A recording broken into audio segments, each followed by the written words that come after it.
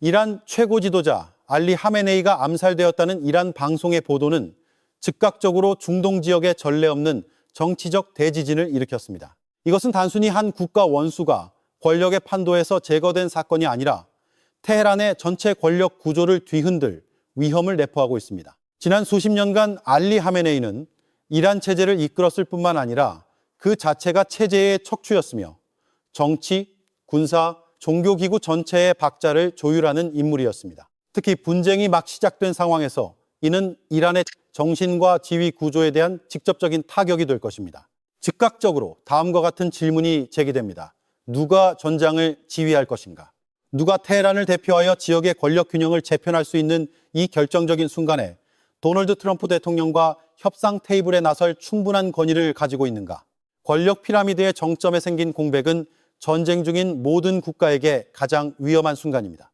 도널드 트럼프 대통령이 군사작전을 감독하는 모습이 담긴 사진은 여론을 더욱 들끓게 했습니다. 이스라엘은 자신들이 암살을 감행했다고 발표했지만 만약 워싱턴이 실제로 지휘하거나 협력했다면 이는 단독 공격이 아니라 더 큰 전략의 일부일 수 있습니다. 바로 이 모호함이 상황을 복잡하고 위험하게 만듭니다. 더욱 주목할 점은 사건 발생 직전 나렌드라 모디 인도 총리의 이스라엘 방문이 추측을 더욱 부채질했다는 것입니다. 미국 언론에서는 중동 지역 언론의 해석과는 완전히 다른 분석과 시각이 많이 나타났습니다. 퍼즐 조각들이 드러나기 시작하면서 이야기는 더 이상 단순한 암살 사건에 머무르지 않고 중동의 전면적인 권력 재편의 시작일 수 있습니다.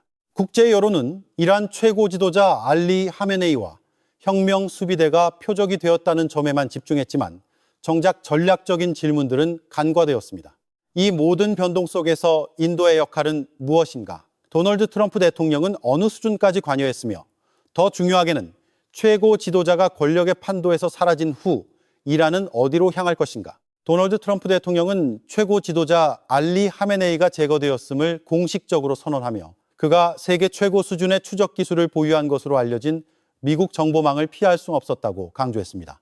만약 이 선언이 사실이라면 이것은 단순한 암살이 아니라 거의 절대적인 정확도로 철저히 준비된 정보 및 군사 작전입니다. 이 공격은 수일간의 긴장 고조 끝에 일어난 것이 아니라 전쟁이 시작된 첫 몇 시간 안에 발생했습니다. 완충장치도 경고도 없이 테헤란 권력의 심장부를 직접 타격한 것입니다. 이는 목표가 경고가 아니라 첫 순간부터 지휘 체계를 마비시키는 것이었음을 보여줍니다. 또 다른 논란의 여지가 있는 세부 사항은 최고 지도자 알리 하메네이가 비밀 벙커가 아닌 공식 관저에서 제거되었다는 점입니다. 미국이 2달 전부터 군대를 파견하고 군사 주둔을 강화한 상황에서 특별한 대피나 보호 조치가 없었다는 점은 테헤란의 방첩 및 전략 예측 능력에 큰 의문을 제기합니다. 이스라엘 측 정보에 따르면 7명의 고위 지도자와 약 40명의 혁명 수비대 및 군 지휘관들이 동시에 제거되었다고 합니다. 이는 고위급 비밀회의를 겨냥한 정밀 타격이라는 가설을 낳습니다. 언급된 명단에는 국가안보보좌관, 총참모장, 국방장관, 군총참모장 실장, 군사정보국장, 이란 핵무기 연구기구 의장 및 전임 의장이 포함되어 있습니다. 만약 이 모든 인물들이 정말로 동시에 제거되었다면 이것은 단순한 암살이 아니라 단 한 번의 공격으로 이란의 군사 지도층 전체를 절단하려는 시도입니다. 공개된 추정에 따르면 이스라엘은 알리 하메네이 최고 지도자의 본부에 약 30발의 폭탄을 투하했다고 밝혔으며 미국 소식통은 목표물을 완전히 제거하기 위해 그 숫자가 50발에 달할 수 있다고 전했습니다. 이 숫자는 파괴의 정도를 보여줄 뿐만 아니라 어떠한 생존 가능성도 남기지 않으려는 계산된 작전이었음을 시사합니다. 월스트리트 저널은 소식통을 인용하여 이스라엘 전투기들이 미국과 이스라엘 간의 협력 정보망 덕분에 목표물의 위치를 정확히 파악한 후에야 발포했다고 보도했습니다. 이는 이 작전이 단순히 일방적인 행동이 아니라 장기간에 걸친 정교한 추적과 데이터 수집의 결과물임을 의미합니다. 현대전에서 정보는 첫 폭탄이 떨어지기 전에 승패를 결정하는 보이지 않는 화력입니다. 이 사건은 이스라엘이 과거 헤즈볼라 지도자 하산 나스랄라를 공격했던 방식과 비교됩니다. 당시 베이루트의 비밀회의가 맹렬히 폭격당해 모든 목표물이 무력화되었습니다. 전술은 변하지 않았습니다. 지도부가 가장 많이 모여 있을 때를 노려 선제 공격으로 지휘망 전체를 제거하는 것입니다. 분석에 따르면 이란은 헤즈볼라나 후티 반군과 유사하게 한 개인이 최고 권력을 쥐는 중앙 집권적 권력 모델로 운영되고 있습니다. 만약 고위급 회의가 노출되어 이처럼 정밀한 공격을 받았다면 이는 극도로 심각한 안보 공백을 반영하며 심지어 이스라엘 정보부가 테헤란 권력 핵심부에 깊숙이 침투했음을 보여줄 수 있습니다.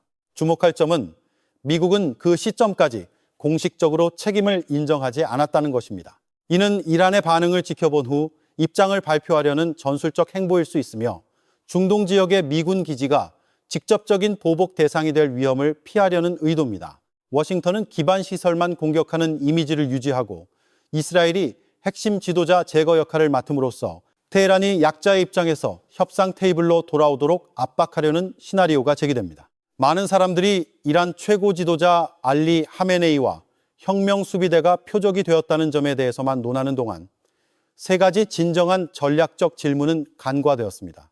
인도의 진짜 역할은 무엇인가? 도널드 트럼프는 전체 전략 그림에 어떻게 기여했는가? 그리고 하메네이의 부재 후 이란에는 무슨 일이 일어날 것인가?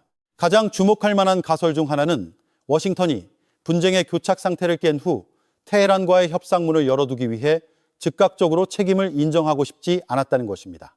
따라서 이스라엘이 공개적으로 책임을 인정하는 동안 도널드 트럼프 대통령은 사진과 메시지를 공개하여 성공을 주장하고 공을 자신에게 돌렸습니다. 이 이미지는 동시에 미국이 동맹국을 공개적인 전선으로 내세우더라도 여전히 전략의 주도권을 쥐고 있다는 신호를 보냅니다. 하메네이를 제거하는 것은 법적으로나 국제적으로 극히 어려운 일이었습니다. 하메네이는 이란의 최고 지도자로서 이란의 대내외 정책 전반에 대한 최종 결정권을 가진 정치 및 군사 시스템의 최고 권력자였습니다. 그는 1939년이란 북동부 마슈하드에서 태어나 1981년부터 1989년까지 이란 대통령을 지냈고 1989년부터 2026년까지 최고 지도자로서 30년 이상 실질적인 권력을 행사했습니다. 그는 해외에 자주 나가지 않고 국제회의에도 거의 참석하지 않았기 때문에 국제법상 그를 법정에 세울 강력한 법적 도구는 거의 없었습니다. 이로 인해 국제법 메커니즘에 따라 그를 체포하거나 처벌하는 것은 거의 불가능한 임무가 되었습니다. 바로 이 고립 때문에 하메네이 암살은 기술적으로나 정보적으로 더 어려웠고 이번 공격이 결정적이고 매우 높은 위험을 동반하게 만들었습니다.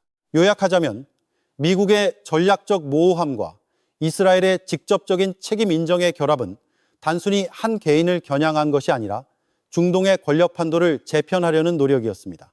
목표는 테헤란이 워싱턴과 그 동맹국들이 설정한 조건에 따라 협상 테이블에 앉도록 강요하는 것이었습니다. 아야톨라 루홀라 호메이니가 사망한 후 알리 하메네이는 보통 선거를 통해 권력의 정점에 오른 것이 아니라 이란의 최고 성직자 기구인 전문가 회의에 의해 최고 지도자로 선출 및 임명되었습니다.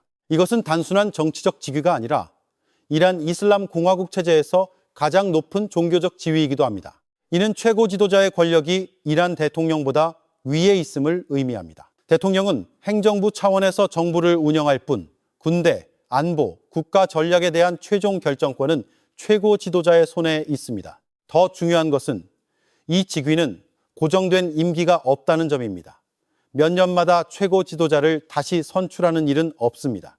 이 직위를 가진 사람은 사망하거나 더 이상 직무를 수행할 능력이 없을 때까지 권력을 계속 유지합니다. 1939년생인 알리 하메네이는 약 36년간 이 직위를 유지했으며 아야톨라 호메이니 시절보다 더 견고한 권력 체제를 구축한 것으로 평가됩니다. 많은 분석에 따르면 하메네이의 힘은 단순히 충성스러운 장군, 장관, 안보기관장을 임명하는 데만 있는 것이 아니었습니다. 그는 국가기관, 군대, 주요 기관에 깊숙이 심어진 약 40명의 핵심 인물 네트워크를 구축했습니다. 이 인물들은 권력의 감지기 역할을 하여 모든 주요 결정이 최고 지도자의 노선에서 벗어나지 않도록 보장했습니다. 이 메커니즘은 다층적인 정치적 방어막을 만들었습니다. 만약 한군 지휘관, 장관 또는 어떤 인물이 쿠데타를 기도한다면 그들의 조직 내부에 이미 하메네이에게 충성하는 인물들이 있어 계획을 내부에서부터 저지, 무력화 또는 와해시킬 준비가 되어 있었습니다.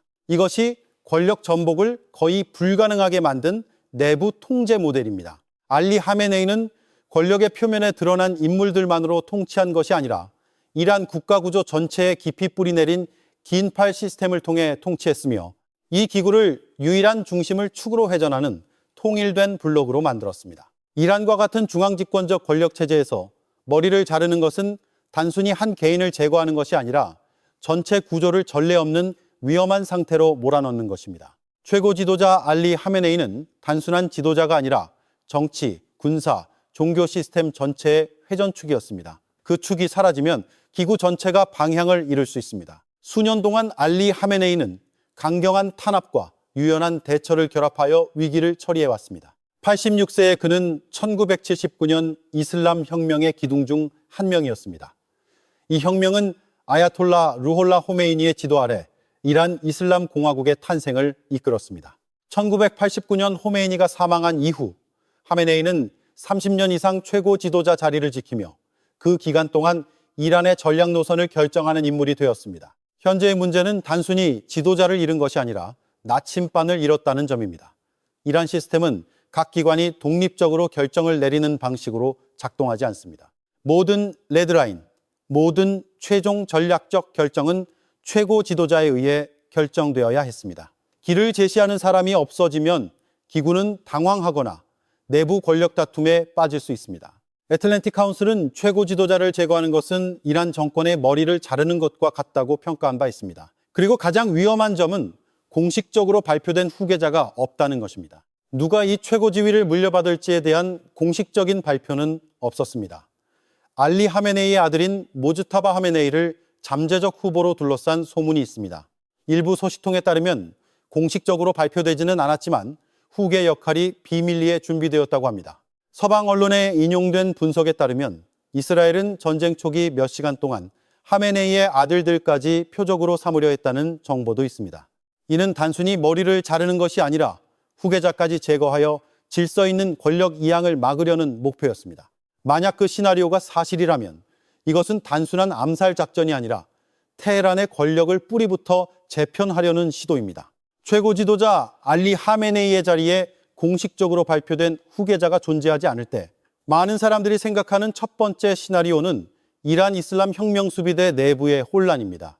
이들은 이란에서 가장 강력한 군사 정치 세력으로 무장력과 경제적 영향력을 모두 쥐고 있습니다. 만약 권력의 중심이 명확한 이양 없이 사라진다면 내부 분열의 위험은 충분히 있을 수 있습니다. 하지만 폴리티코는 다른 시각을 제시합니다. 혼란 대신 이슬람 혁명 수비대가 더 강경하고 폭력적으로 변할 수 있으며 심지어 권력 공백을 이용하여 전체 시스템을 장악할 수도 있다는 것입니다. 중앙 집권적 권력 모델에서 권력의 정점에 변동이 생길 때 무기와 안보를 통제하는 세력이 가장 큰 이점을 갖게 됩니다. 이는 이란을 신정 군사 체제에서 군부가 완전히 지배하는 모델로 바꿀 수 있습니다. 애틀랜틱 카운슬은 더 위험한 가설을 제시했습니다. 실제 후계자가 이미 권력을 잡았지만 그 신원이 공개되지 않았을 수 있다는 것입니다. 이 시나리오에서는 시스템이 혼란에 빠진 것이 아니라 새로운 손에 의해 운영되고 있으며 단지 외부 세계가 그가 누구인지 모를 뿐이라는 것입니다. 그리고 이 인물의 성향을 짐작하고 싶다면 이란의 지역 내 군사적 대응을 보면 알 수 있습니다. 현재까지 이란은 걸프 국가들의 미군 기지를 공격한 것으로 알려졌으며 이는 분쟁을 지역 전체로 확대시킬 위험이 있는 움직임입니다. 그러나 극단적인 긴장 고조를 유발할 수 있는 목표물들은 아직 공격받지 않았습니다. UAE의 원자력 발전소에 대한 공격도, 사우디아라비아의 주거 지역에 대한 타격도, 이스라엘의 디모나 원자로에 대한 행동도 없었습니다. 이는 일정한 자제력을 보여줍니다.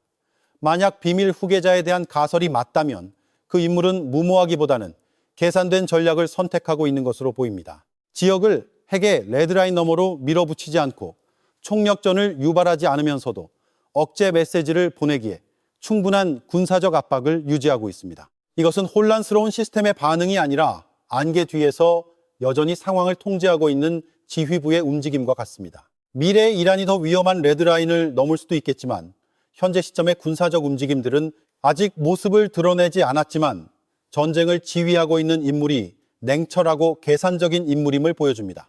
긴장 고조의 모델은 충동적인 반응이 아니라 속도와 수위를 조절하는 단계적인 접근입니다. 이는 많은 사람들이 이란의 전술에 대해 가지고 있던 이미지와는 완전히 대조적입니다. 특히 이슬람 혁명 수비대가 종교적 권위와 최고 지도부의 중심을 겸비한 최고 지도자를 잃었다고 여겨지는 상황에서는 더욱 그렇습니다. 혼란과 무모한 행동에 대한 예측에도 불구하고 이슬람 혁명 수비대는 아직 전면전을 촉발할 수 있는 핵 관련 목표물을 직접 타격하지 않았습니다.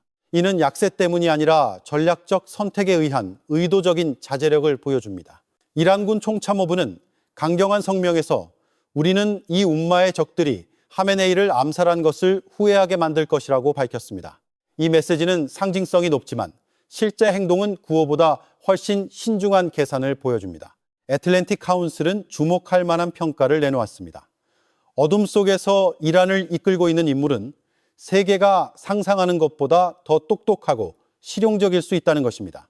신원을 공개하지 않는 것이 권력 공백을 의미하는 것이 아니라 다음 표적이 될 위험으로부터 후계자를 보호하기 위한 전략일 수 있습니다.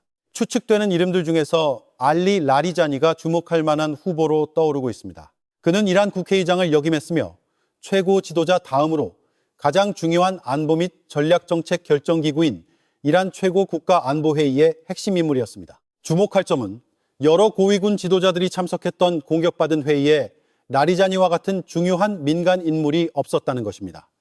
왜 그렇게 중요한 회의에 그가 빠졌을까요?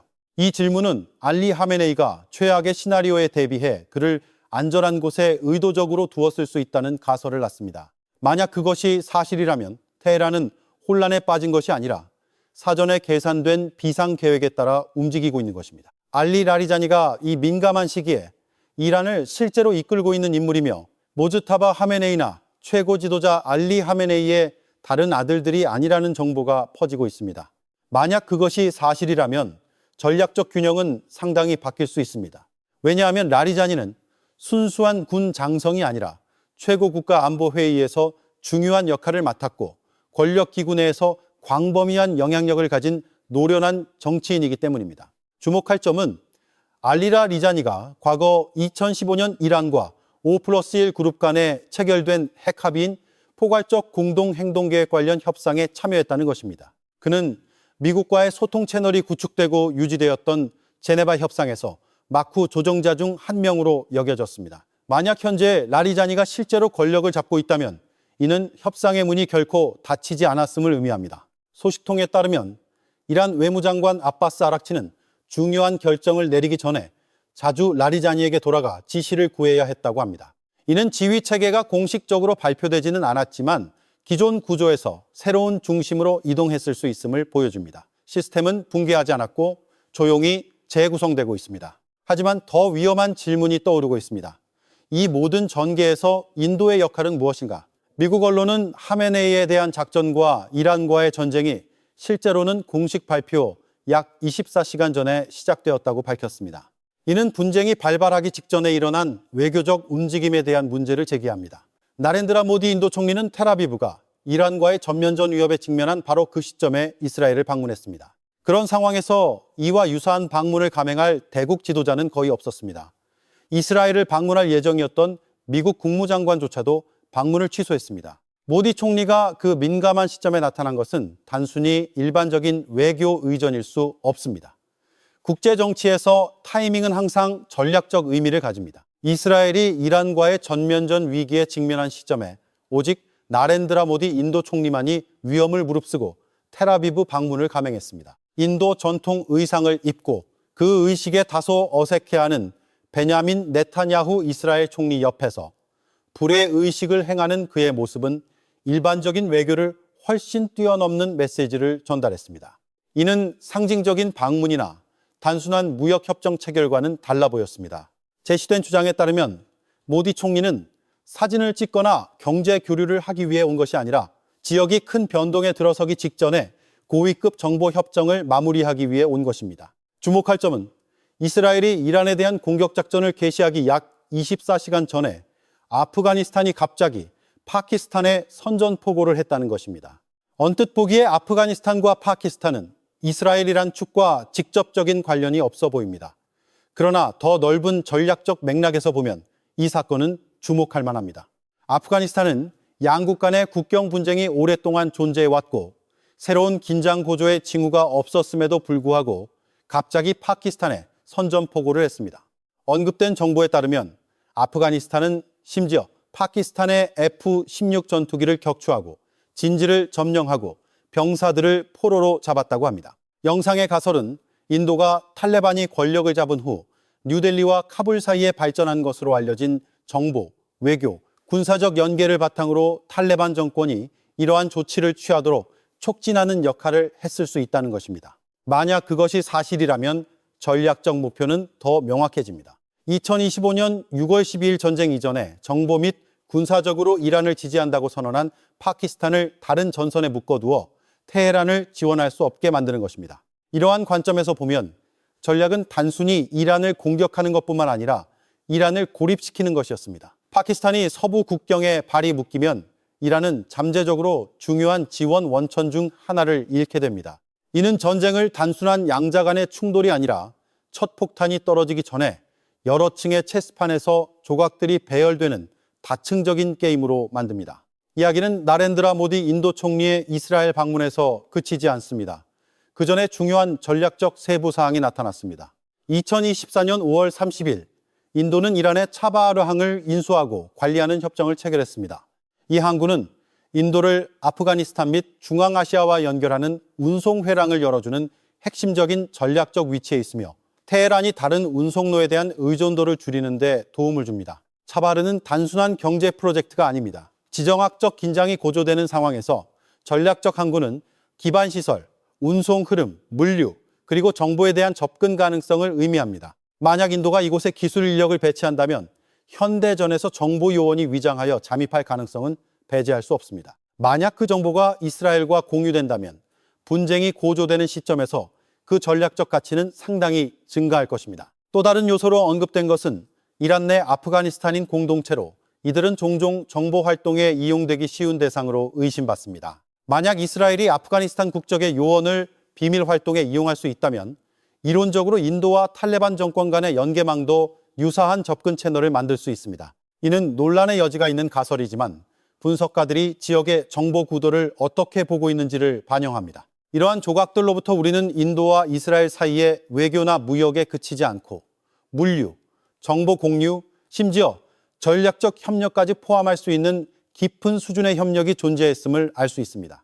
따라서 모디 총리의 방문은 단순히 이스라엘 의회 앞에서의 의식이 아니라 이란에 대한 작전과 최고 지도자 알리 하메네이 암살이 일어나기 전 일련의 준비를 마무리하는 단계였을 수 있습니다. 비록 이러한 내용들은 여전히 독립적인 검증이 필요하지만 시점의 일치와 전략적 이해관계는 많은 사람들로 하여금 세계가 미처 깨닫기 전에 다층적인 정보 작전이 이미 활성화되었던 것은 아닌지 의문을 갖게 합니다.